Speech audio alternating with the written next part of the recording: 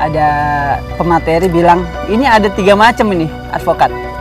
Yang pertama advokat putih. Advokat putih itu orang yang lempeng. Yang kedua advokat abu-abu. Yang ketiga advokat hitam. Tuh. Yang udah jelas lah jalannya, mau di awal udah langsung nyodok lah, udah langsung kasih suap-suap segala macam.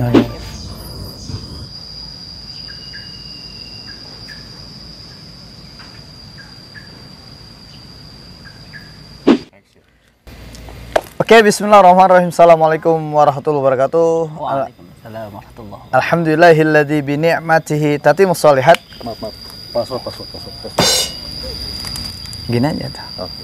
Lanjut. Wassalatu wassalamu ala nabiyina Muhammad sallallahu alaihi wasallam.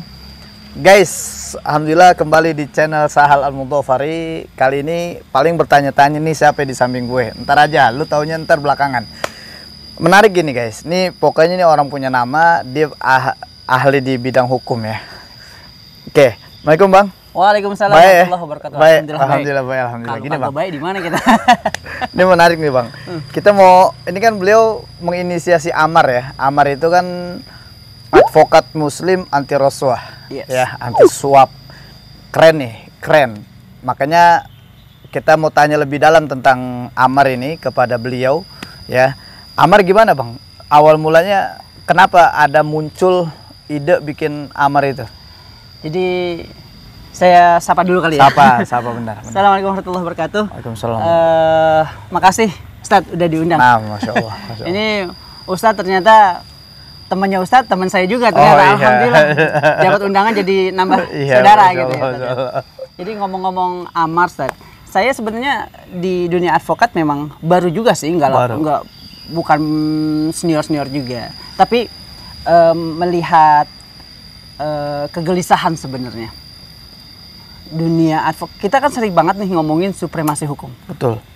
Kalau ngomongin supremasi hukum ada beberapa variabel, kayak ada hakim di situ, ada polisi di situ, ada pengacara di situ, dan beberapa pihak lain, ada klien-klien atau tersangka atau terdakwa segala macam, masyarakat umum lah. Nah, kalau kita ngomongin penegakan hukum kan seharusnya ditegakkan setegak-tegaknya ya. Betul. Jangan ada istilah main belakang lah kayak gitu. Nah, kan udah jadi rahasia umum ya Bang. Kalau ada beberapa katakanlah teman-teman advokat yang dia menang ya pakai apa tuh? Masukan angin ya. Masuk angin.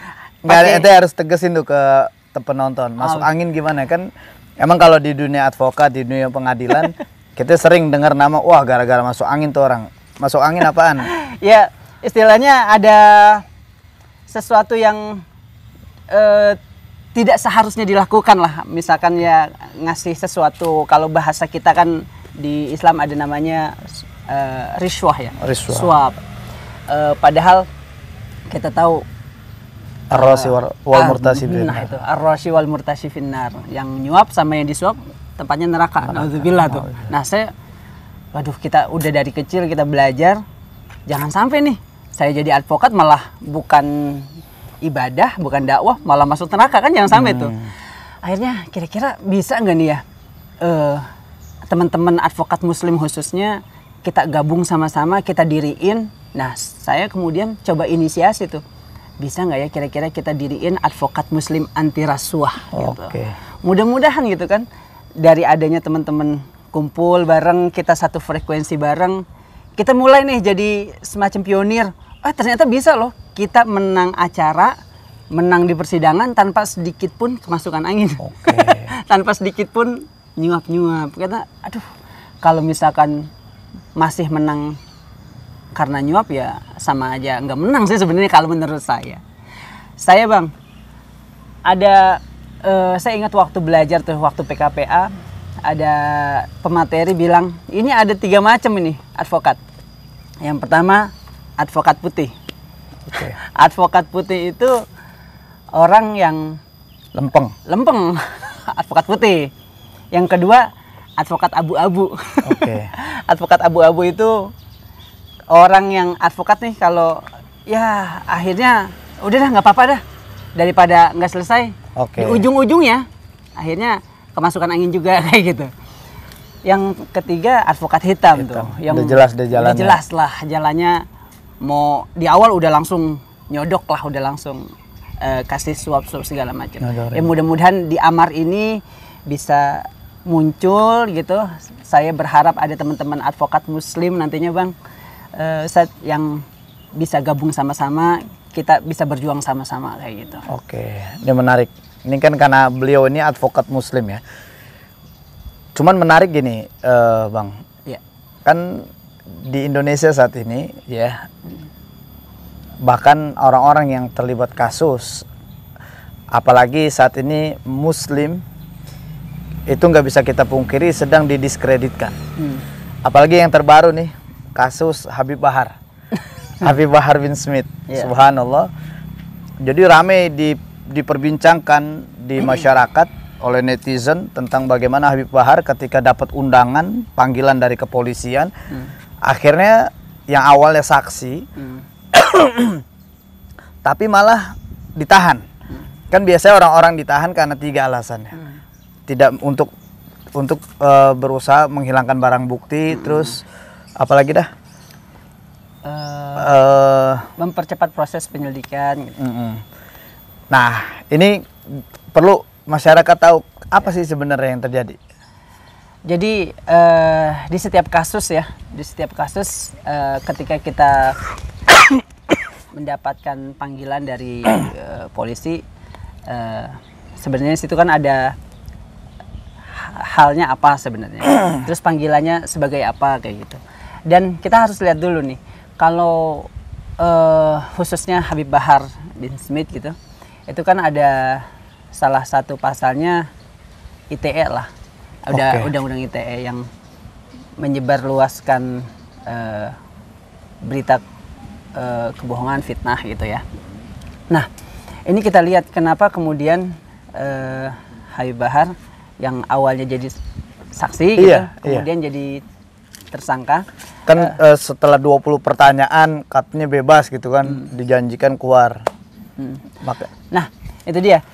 Sampai saat ini sih memang laporannya kan belum, saya nggak tahu Ustadz udah dapat dipublish, kayaknya belum ya, belum ada surat laporan secara pribadi ke Habib Bahar. Tapi kita katakanlah secara umumnya aja nih, secara umumnya ketika misalkan yang dipanggil penyelidikan dari pihak kepolisian adalah si A gitu, awalnya jadi saksi, tapi ketika dalam proses penyelidikan BAP polisi menanyakan sesuatu, kemudian ada hal-hal yang memberatkan dan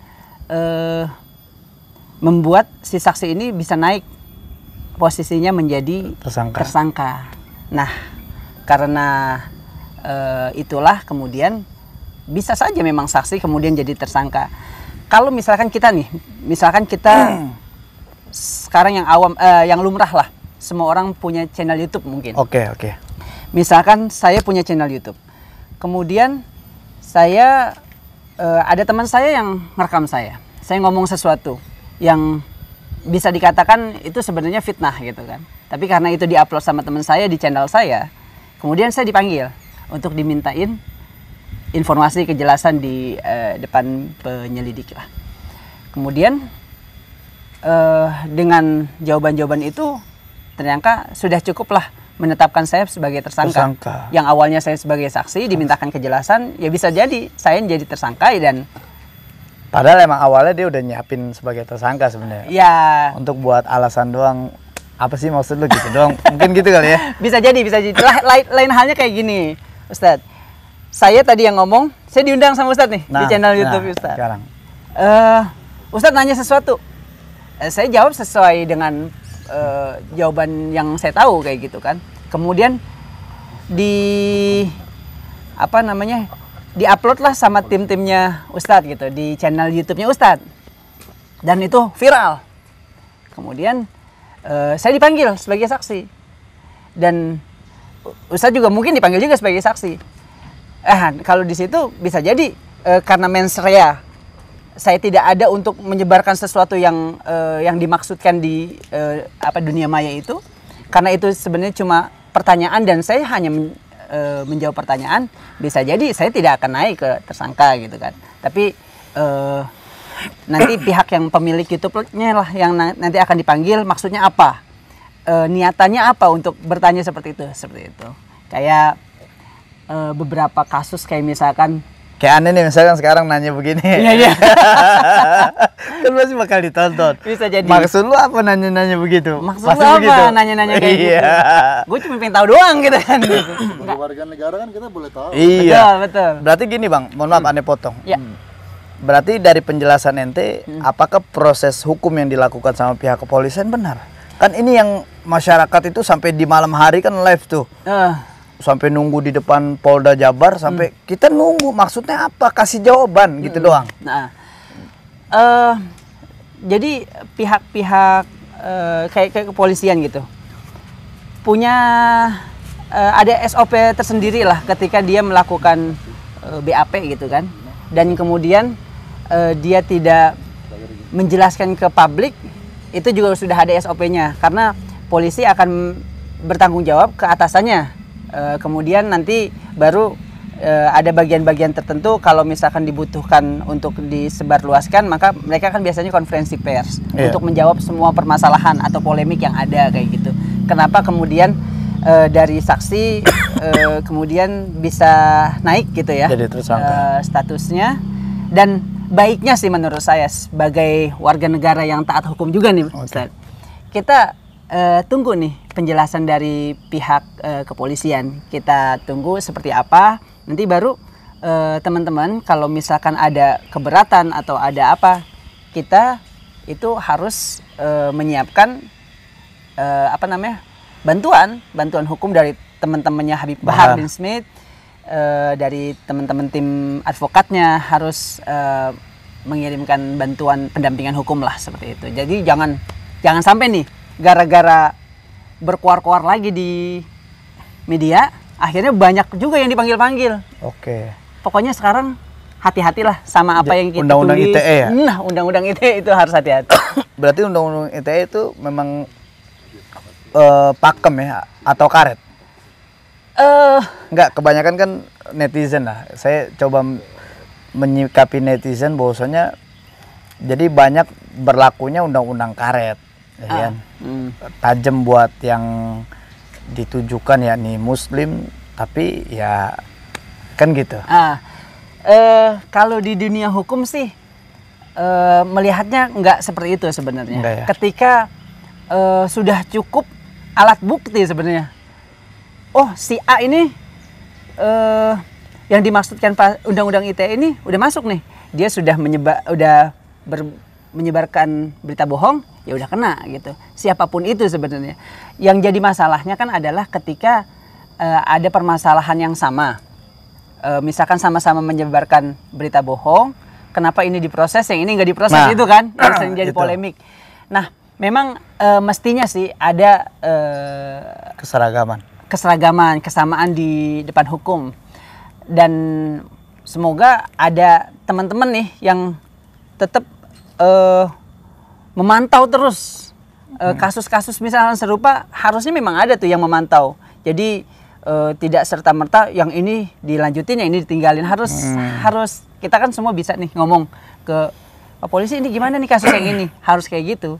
Jangan kemudian Dibiarin. kita membiarkan dan biarin itu jadi bola liar di media doang. Jangan sampai. Harus ada Hukum lewat jalur hukum lagi. Iya kayak gitu. Makanya kan kemarin ada teriakan nih, aneh nonton doang di video-video yang beredar. Wah gimana sih, akhirnya kan kepercayaan masyarakat terhadap polisi kan kayak udah jauh lah dari percaya. Sampai bilang gimana sih yang udah jelas menodai agama sampai sekarang dibiarin. Mungkin karena nggak ada tindak lanjut itu kali. Yang lapor. Iya, jadi kalau pihak kepolisian itu kan gini, dia memproses sesuatu perkara itu karena kalau ada yang lapor, delik jadinya, delik aduan akhirnya. Kalau ada yang lapor ya diproses gitu kan. Nih masalahnya gini, kan ada pihak-pihak yang concern nih melaporkan, misalkan ada pihak yang concern melaporkan Habib A misalkan. Ya kalau misalkan teman-teman muslim mau lapor balik, ya harus concern juga. Jangan jadi bola liar aja. Jangan jadi bola liar di media sosial doang Mungkin gitu. selama ini begitu kali ya. Selama ini wah dia menodai agama tapi nggak diproses karena nggak ada laporan, nggak ngelapor. Jadi ingat ini ya, hadis Nabi itu umat muslim belakangan emang kayak ombak doang, buih ombak ya. Bener itu ya? Buih. Iya. Jadi buih ombak doang kan kita ramai di media sosial. Yang fokus ke sana kagak ada. Ya udah hilang begitu. Oke. Kelihatan. Menarik. Gila deh. Guys, ini dari tadi ngomongin soal hukum kayak jago benar soal hukum kan. Kita mau tahu nih ini beliau siapa sebenarnya. Iya enggak? Dia tadi ngomong soal sampai singgung kasus Habib Bahar kan berarti tahu dalam soal hukum. Kita tanya dulu deh. Ya, kita tanya dulu. Ayo Bang, kenalin. Ente siapa Bang namanya? Nama lengkap Bang? Ane Saifullah Abu Bakar. Masya Allah, Allah Akbar. Allah Akbar. Nama yang paling ditakuti nama Syiah nih, Abu Bakar. Abu Bakar. Oh, ngomong Syiah, Ane pernah ini. Pernah apa? Pernah bersinggungan? Enggak bersinggungan. Ane jadi seneng pengen kursus bahasa Parsi. Oh. Ceritanya waktu itu. Ente belajar tapi? Waktu itu nggak jadi ceritanya. Ane sering ke sana tuh di daerah, tau lah, Mampang ke sana tuh. Oh. Nah, yang tik gitu ya. Oh, nah, Ane sering tuh ke perpustakaannya. Karena kita harus akuin mereka tuh yaitu rapi, menyimpan manuskrip tuh rapi. Di suasana kita untuk baca nyaman. Mau kitab tafsir apa aja ada, sampai kitab tafsir mereka juga ada. Dan saya punya tafsir mereka tuh dikasih di rumah. Kapan-kapan sama Aneh kesana? Boleh. Aneh mau bener. Ada di itu di rumah dikasih salah satu tafsir Al-Quran punya mereka. Tapi saya taruh di lemari buku, tapi di belakang nggak di depan. Nanti saya dituduh lagi. Wow, jangan-jangan si Ipul ini di sini. Mudah-mudahan nggak. Maksudnya pengen tahu aja gitu kan. Akhirnya saya pengen belajar tuh. Udah lama sana berkali-kali. Ada kursus bahasa itu kan. Parsi. Nah, Parsi. Ya yang ngajar juga kita kenal lah orang-orang nasional lah, ada beberapa. Pas di kolom formulir ceritanya, karena ini udah sering ke sana, udah lumayan akrab lah. Saya nulis nama saya Saifullah Abu Bakar. Agak terima, Ustaz. Iya, nama ente nama yang sahadatnya aja mereka mengingkari Abu Bakar, bahkan disebut masuk neraka. Kayak gitu. Itu sebenarnya Aneh salah nulis nama atau gimana jadinya? Iya. Apa emang udah qadarullah? Tapi nggak apa-apa. Nama ente berarti menggentarkan musuh kan luar biasa. Ya Allah. Apalagi dakwah ente di hukum, hukum ini bisa menggentarkan musuh. Siapa dia? Siapa? Saya Jadi- Pulau Abu Bakar. Oke. Terus tinggal di mana ente? Asli mana? Aneh sebenarnya kelahiran asli di Jatiwaringin dekat Asyafi'iyah. situ. Asyafi'iyah. Masih ada keturunan kayak Abdullah Syafi'i? Keturunan Nabi Adam kayaknya. Oh, Masya Cuman Allah. Aneh nggak pernah nelusurin itu, tapi ya nggak jauh lah dari situ lah gitu. Sekolah juga sekolah ya atau gimana? sekolah. Ibtidaiyah dari Ibtidaiyah Sanawiyah. Kan dekat Ikro tuh kan situ kan? Iya, dekat Ikro. Ikro dulu belum ada. Iya. Aneh Ibtidaiyah di Al-Marzuqiyah. Itu salah satu sekolahan yang didirikan oleh anaknya Kiai Haji Ahmad Marzuki bin Mirsad. Wow. Salah satu mufti Betawi Nah. yang pernah Iya, jadi Kiai Marzuki. Iya. Itu di sana saya Ibtidaiyah dan Sanawiyah. Kemudian saya lanjut aliyah di Man 9 di Pondok Bambu. Man 9. Kemudian saya Aneh Man lanjut 7. Man 7, sama-sama anak man kita. Man 7 istri Aneh itu. Oh. Istri Aneh di Man 7. Dakwah gede. Senior nih. Malarioni. Malah Rioni Man gitu. Saya lanjut di itu di Fakultas Syariah fi Jamiati Syarif Hidayatullah di Jakarta. Oh, Masya Allah. UIN ya? Wih. UIN, Masya Allah. Kayak gitu. S2, Itu S1? S1. S2? S2 saya Iblam di sini. dekat Iblam. aja. Itu ngambil hukum ya? Ngambil hukum bisnisnya. Kayak gitu. Karena orang-orang dulu bercanda gitu. Gue 2 kuliahnya pagi ngambil komputer, malam hukum. Di hukum itu. Iya. Di hukum. Kan bercanda gitu. Tapi sebenarnya di hukum ini Aneh baru sih, Ustaz. Baru. Lebihnya sebenarnya sama yang Kalau advokat kan paling nggak harus daftar di Peradi juga berarti ya? Enggak juga. Ada banyak organisasi advokat, salah satunya Peradi. Dan saya ada di dalamnya. Di Peradi gitu. Enggak, karena kan netizen kan sekarang cerdas, pinter lah. Lu kalau emang advokat, lu daftar nggak di Peradi gitu. Banyakan netizen itu taunya soal itu, nggak yang lain. Tapi sebenarnya sekarang saat ini ya, karena masih organisasi advokat yang lain juga sudah bisa melakukan penyumpahan gitu untuk advokat-advokat baru, seperti ada juga Bang namanya APSI. Asosiasi Pengacara Syariah Indonesia. Waduh, disinggung keren. Ya mudah-mudahan nih di APSI kan syariah tuh. APSI. Ya, saya juga kenal lah pendirinya. Mudah-mudahan Amar juga bisa itu kan, bisa naik tuh. Naik. Nah, kan malu lah kita. Nah itu dia. Ini kan gini, nih beliau singgung Asosiasi Pengacara Syariah Indonesia, APSI. Tentunya Muslim ya. Tentunya Muslim. Terus Amar juga advokat Muslim anti rasuah. Artinya kan ketika dia menjalankan proses pembelaan terhadap hukum ya, ini advokasinya, kan nggak mau disuap. Ya. Sebenarnya ini sedang menjalankan syar'i kan gitu kan. Terus kalau APSI itu sendiri? Jadi APSI kan asosiasi nih, salah satu organisasi advokat yang bisa melakukan penyumpahan terhadap calon advokat baru, kayak Peradi lah gitu ya. Tapi ini khusus Muslim semua, pengacara syariah lah gitu kan. Namanya sih Pengacara Syariah Indonesia gitu, Asosiasi Pengacara Syariah Indonesia. Nah, cuman kan saya kenapa tetap coba menginisiasi adanya Amar, karena quote unquote nih, ya Muslim sih, tapi tetap aja nyuap-nyuap juga gitu kan. Nah itu yang saya, kadang-kadang sedih juga sih. Kalau dibilang susah kita keluar itu, ya kalau nggak dijalanin memang susah ya, bener susah. Cuma kalau tujuannya dari awal tujuannya menang, terus harus dengan suap, ya akhirnya salah sih. Kalau saya sih punya ini Ustaz, prinsip ngebela saya itu tujuannya ya bukan menang atau kalah di pengadilan, tapi lebih mengedepankan kebenaran. Ya udah, kita ngomongin kebenaran aja. Klien udah jangan takut Bu. Kalau emang itu semuanya takdir Allah. Menang atau kalah ya udah takdir Allah.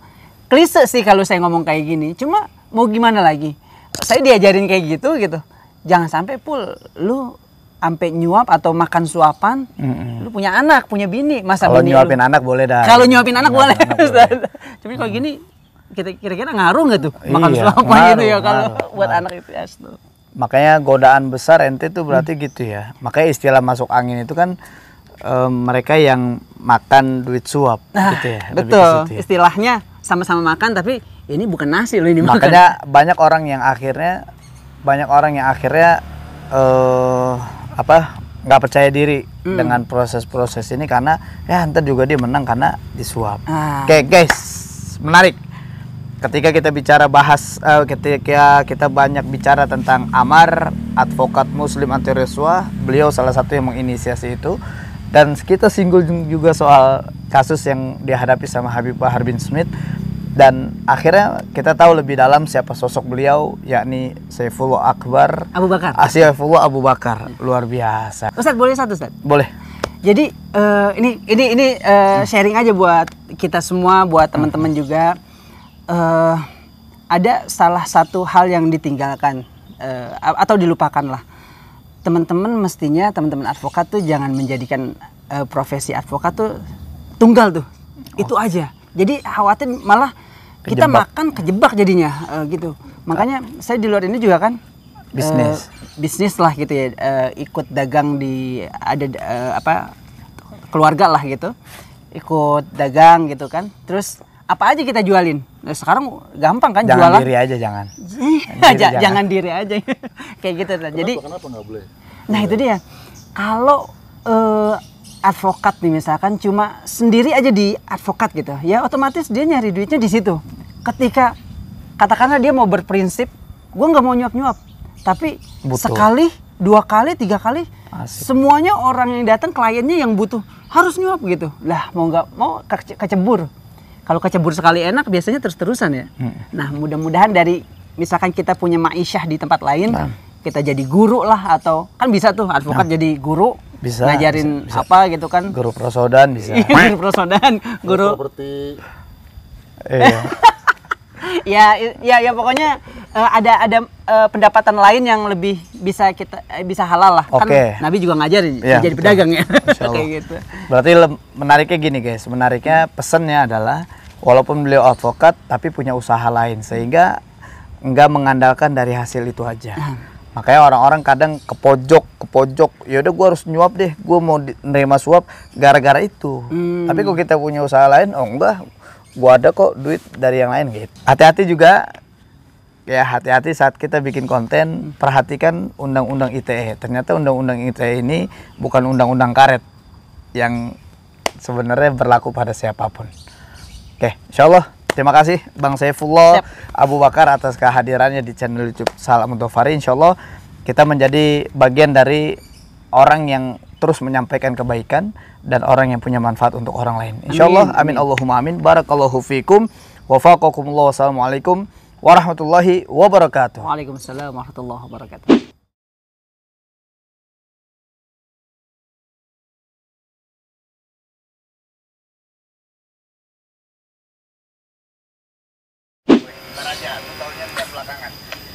Menarik gini guys, ini pokoknya ini orang. Mas ngapain mas?